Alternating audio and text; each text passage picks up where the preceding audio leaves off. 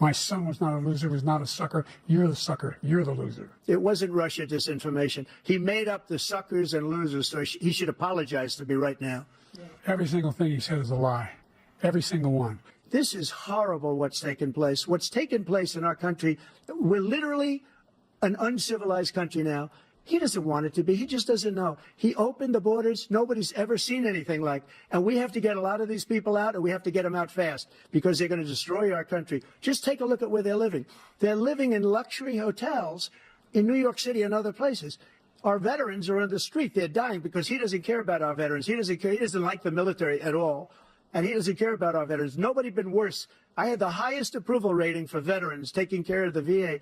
He has the worst. He's gotten rid of all the things that I approved. Joyce, that I got through Congress, all of the different things I approved, they abandoned. We had by far the highest, and now it's down in less than half because he's done all these great things that we did. And I think he did it just because I approved it, which is crazy. But he has killed so many people at our border by allowing all of these people to come in. And it's a very sad day in America. President Biden, you have the mic. Every single thing he said is a lie. Every single one. For example, veterans are a hell of a lot better off since I passed the PACT Act. 1 million of them now have insurance, and their families have it. Their families have it because what happened, whether it was Agent Orange or burn pits, they're all being covered now. And his group opposed that.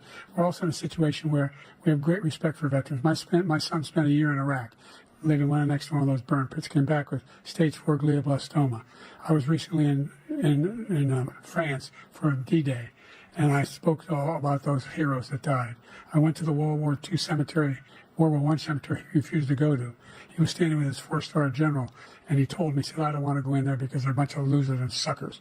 My son was not a loser, was not a sucker. You're the sucker. You're the loser. President Trump? First of all, that was a made-up quote, suckers and losers. They made it up. It was in a third-rate magazine that's failing, like many of these magazines.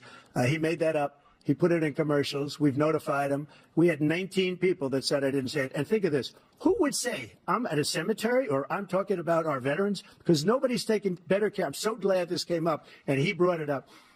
There's nobody that's taken better care of our soldiers than I have.